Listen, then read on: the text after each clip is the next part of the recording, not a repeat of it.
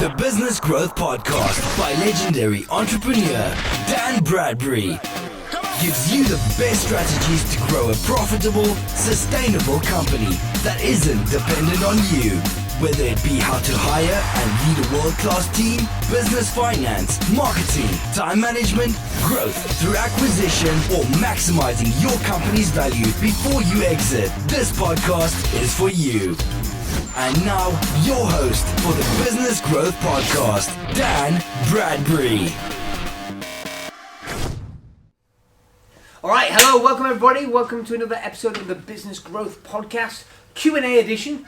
Last week's episode got lots of positive feedback. People coming up to me at events, etc., just unsolicited, telling me what a great job. I was going to say that I did, but it was probably you or Edward. It's teamwork. Yeah. So we have we're on a very tight schedule today, so we've got a fast and furious episode.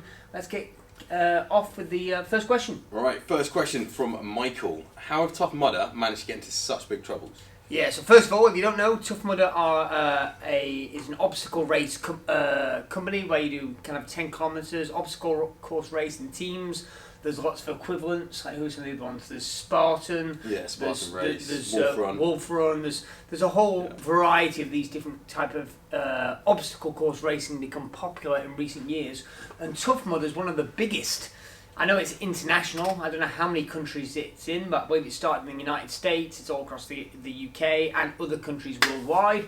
Growing massively. One of my gyms that I owned, and I actually sold it last year, we used to take all our clients and we used to go together as a camaraderie thing and do the one in the Midlands every year. And I found out that Tough Mudder were going into bankruptcy, or the US parent company is going into Chapter 11 in the US because they owe almost $1 million to their suppliers. And the owner, the new owner, the person that bought the gym off me, rang me up and said, "Hey Dan, did you know Tough Mudder are going under?" And he was actually asking for advice because his clients, what were my clients, now his clients have bought tickets because they do it every year, and now they're not going to run the race. And I gave advice on that, but he made the comment, how can they have got in trouble? Because they are tens of millions in annual revenue, might even be bigger than that, and yet they've gone under. And I don't know, I think time will tell, because this is a hot topic, news stories coming out every day in the press right now. But what's interesting to me is something's not been managed well. They were forced into bankruptcy by their major creditors, which are the companies that build the obstacles, and so they're kind of most major cost probably. That was what forced them under, and now it looks like they're going to be sold to a competitor. And there was a bit of a hoo-ha because they wanted to get 44 million price to buy this company out of this distressed business, and it looks like they're going to end up being forced to sell for 18 million, which after debts, etc., is going to only leave the two founders, I believe, with about 1.5 million each.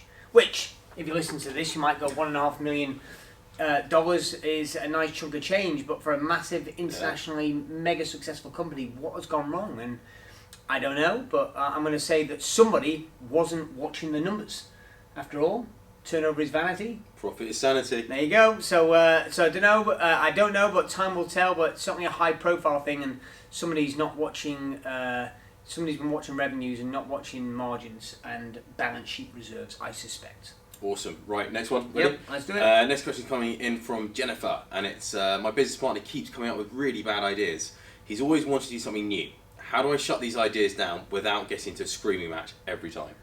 Well, I think here it's probably pretty fair to say that I'm the one that comes up with the quirky ideas more often, and you're probably second, so we're probably the worst people to ask for this advice. But It reminds me of a client, and he won't mind me... actually, no, because of what I'm going to say at the end of the story, I won't share his name. But we've got a client who just renewed today, actually, so you know what I'm talking about. X. Yeah, Mr. X, who, when he joined us, he was doing high six-figure, kind of 800,000, 900,000, $1 million maybe in revenues, but he wasn't making much profit. He was only making, in that year he made £68,000 in profit. And when we came on board, he had a whole host of plans to say, hey, Dan, help me double my business. Help me radically grow this thing. And I said, I know he said his name then. I said, Mr. X, if you're looking to double your revenue, I'm not interested. If you're looking to double your profit, I'm very interested. He said, well, we've got to get more revenue to get more profit. But I knew from looking at his numbers, the guy was so scattered, Jennifer. He was being pulled, he was just chasing his tail and running in a lot of different directions. And I knew that he wasn't being productive because he wasn't focused. He was kind of homogenized by dabbling in lots of stuff. Distractions. Right, shiny penny syndrome. So we made a deal. I said, Mr. X. He said, why you call me that? My name's... I said, look, because he has this personality that needs to get entrepreneurial startup mentality. I said, that's got you here, Mr. X. It's not going to get you there. But we actually had to come to a compromise of 4 days a week. He'd do the core business, and a day of the week he could do the more fanciful stuff. That idea has been made famous by Google, I think it was, that allows employees to 1 day a week work on their own pet projects. And that's what we did with Mr. X. And in the 4 days a week, I got him on a tight budget. And by the end of that year, his revenues basically stayed flat. But his profit went up to... I don't know. A spectacular number. It wasn't doubled. It wasn't like 130, 140. It actually increased to over £450,000, which is like 6x or somewhere in that range. So like 6x increase in profit. Yeah. But the revenues didn't increase. And really that's because we cut out the unnecessary expenses. But truthfully, actually his revenue did grow in certain parts of his business, but we cut off the non-profitable parts that he was distracted by. And we built a strong base, Jennifer, a strong foundation, and he created cash reserves. I don't think he'd ever had more than 20 or 30 grand in the bank ever. And then we built up multi-six-figure reserves. A few £100,000 was that first year target, I think. And then he was able to invest and grow in other things. So we could get off track more than we got time for on this brief episode, but it's to come kind of balance of no success happens with only short focus. It's always a long extended period that true success happens, but you do need to cater for that kind of entrepreneurial mindset and give them a very small parameters in which to do. Oh, and I almost forgot the punchline, which is why I didn't mention his name. So Mr. X, still, it became an inward joke whenever he'd attend the private mastermind meetings, because he'd always have these crazy ideas. And my favourite one was when Bitcoin, when it was hot. Yeah. Mr. X decided that he was going to take 50 grand and invest in a Bitcoin operation. Okay. And everyone thought it was stupid, but it was within the parameters of an amount of money that by that point his company could afford to lose, and it was in his spare time. And so he off and went and did it, and it was going exceptionally well for about 3 months. And I think you can guess what happened next. So we still rib him on that basis today. So hope that helps, Jennifer. Cool. So it's about having 1 day to play and 4 days to work. Right. Awesome. And not just time specifically allocated so you can stay focused, but also capital as well. Awesome. Cool. Next question coming in from Christopher. Hey Dan, I always see these Sunday Times fastest growing companies and wonder how do they know? Is this a marketing tactic for these companies? How do they find these companies and know their finances? Yeah, it's good. I've got a friend who's won the Sunday Times, come top of the Sunday Fast Track 100 list 3 times. He's the only person. He's the only person to have done it 3 times. In fact, he's in a previous episode of this podcast. That's Steve Bennett. And look, I do think it's a bit gimmicky because it is based upon revenue growth. I mean, you can look it up online, and yes, you can enter, and it's based upon revenue growth. And they send somebody out to your office if you put in the right numbers that show enough growth, and you're above it. You've got to be above a certain baseline. I think it might be $1 million to start, or actually, I think it's less than that, but $500,000, something like that. And you show growth year on year, and they send somebody out, but then they check your accounts, etc. Okay. And it is interesting because ultimately, if you want to grow profit massively over the long term, you will have to have revenue growth, right? Your profit can't exceed your revenue. So if you only got 100,000 in revenue and you want to make more than 100,000 in profit, you're going to require company growth. So it is a little bit gimmicky, but I was fascinated in a success mastermind meeting that we had in December. We were celebrating a member of our in our programs who'd gone from 500,000 to over 5 million in revenue in a year, and we kind of gave him the award for kind of best growth. Yeah, I remember. And then somebody privately came and had a quiet word in one of my team's ear and said, I do more revenue than that. And it turns out that our friend Ricky from Evergen Solar had, so he does kind of solar panel installation, had not only entered the Sunday Times Fast Track 100, but it actually come 8th. So he was the 8th fastest privately held company in the UK last year. And meteoric growth, truthfully I can't remember off the cuff now where he'd gone from and to, but he'd gone from low 7-figure revenues to high 7-figure. It might have even been 8-figure. I don't know, it's 8, 9 million, 10 million, somewhere in that range, you know, so he'd had rapid growth. And we're going to get Ricky on. So Ricky, this is a reminder, if you listen to this, you agreed, we're going to do an interview. He's had rapid growth, but turnover is vanity. I mean, don't get me wrong, Ricky's running a profitable company, but good God, it's had its ups and its downs, right? Turnover is vanity, profit is sanity, but cash is king, and growth consumes cash. And Ricky will be the first to say that it's not been a smooth ride. So be careful what you wish for. Looking forward to hearing detail on that one. Next question is James. Any specific advice or phrasing to help chase/get late payments? Yeah, James, I it's more of a philosophy than the specific phrase. I think that there are skills to be effective. That is ultimately to generate revenue. The skills attached with being efficient. That's margins, cost control. And the skills attached to being productive, i.e. turning profits into operating cash flow. And they're different skills.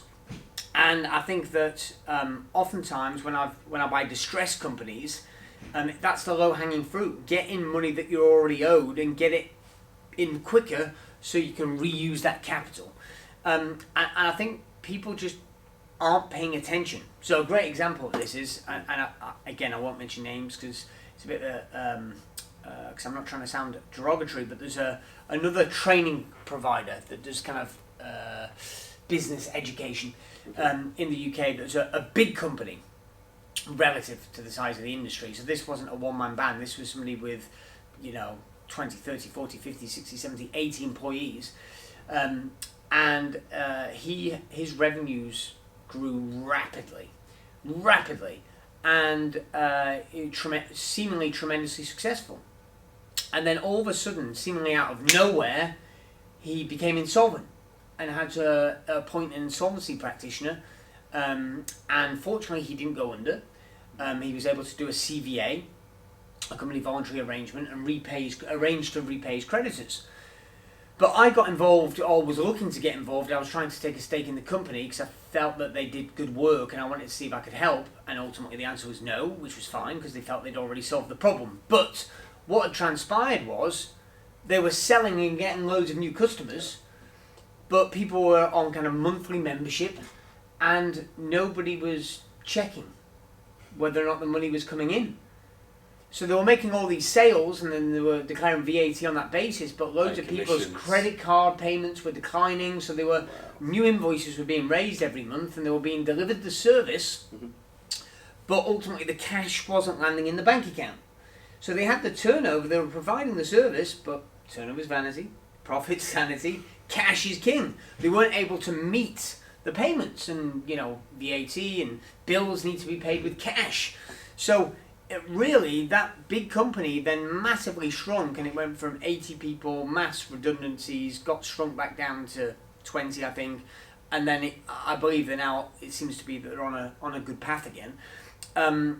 Was because they had an incompetent person It was a lady, but by my judgment, an incompetent person that was in charge of the finances, a finance director type person that didn't do a good job. So the answer, James, is really who's paying attention to the right metric.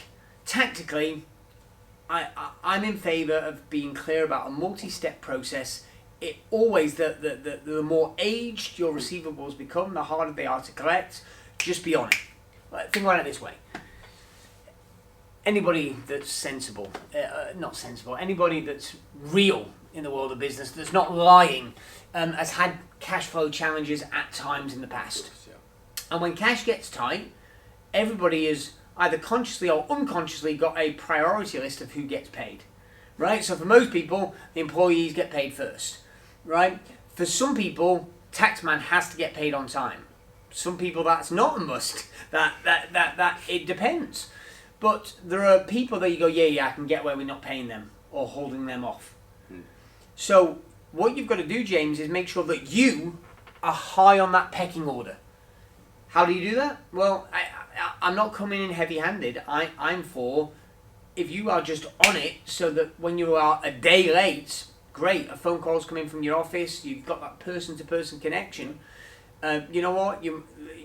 You're least likely to get bumped down that list, or less likely. So you get the money. You get the money, and the people that aren't paying attention don't. So just be clear about who within your organisation, James, is paying attention to when you get paid. Brilliant, thank you. Last question comes in from Leighton, who is our 3-time Mastermind of the Quarter champion. Yeah. What's the best way of getting a team member focused on individual tasks through to completion? Good. So Leighton, who we know very well, has multiple locations, PT studio, fitness business, and growing very rapidly, doing a great job. Just stepped up for a private mastermind this year in 2020. So Leighton, you've probably heard me say this before, but ultimately your team are the highest leverage, right? Your highest leverage. So I wish I had a magical thing that I could wave in this direction, but it's about leadership. And if I had a single tool, it would be regular, very regular one-to-ones.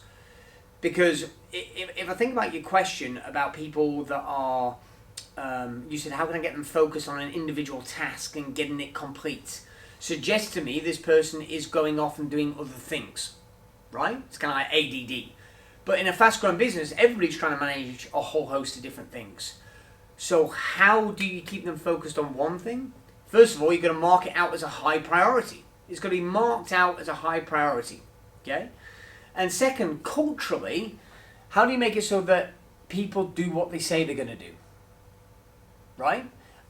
And the best tool to facilitate, I don't think you can make somebody, I can't make Ed do something, is how do you create an environment where he or she wants to do it? And so that regular kind of one-to-one time, and I would suggest weekly, Leighton, I know we've had this conversation in the past, is some of the highest value strategic leverage you've got, right? Because he or she is out there the other 39 and a half hours a week doing the job, or 39 hours a week, and actually that's your job is to refocus. Ed, great, we agreed, this is your most important objective this week. How are you going to do it? Great. The next week, Ed, have you done that thing? And it's realignment. You know, your people, your team, Leighton, are the highest cost category you've got. So if you've got a payroll, and I do actually know Leighton's payroll, but I won't breach confidentiality. If you're listening to this, if you've got a monthly payroll of 20 grand, so $250,000 a year, great. You've got an investment of $250,000 a year. Getting that extra 10, 15, 20% of performance is critical. Is that worth an hour a week? I would say absolutely. It'd be the highest yield you can. So weekly one-to-ones. Because ultimately, Leighton, if the person's, assuming you've hired well and they're capable of the job, we're down to the 3 T's, right? Well, what are you going to do? So if I'm talking about Ed now, so Ed and I, it's either I need him to hit certain performance targets. We can clarify that. I've got 3 options if he's not doing what I need him to do. Number 1, I can tolerate it, which is what most people do, and that's why they get shitty, inferior results. Number 2 is I can train him to get better performance, get more out of him by training in competency or culture or just good leadership, focusing him, or ultimately I can terminate. The 3 T's. Tolerate, train, or terminate. Most people choose to tolerate, and you need to make that intolerable. Really, training and leadership is where it's at, and ultimately, if that's failing to work after an extended period of time, Leighton, you need to terminate. And on that job, we need to terminate this. We need to terminate this call. I thought I was going to go in a different direction then. What are you going to do? I thought I was going to get out the door. On camera execution. So that's all we've got time for this week, guys.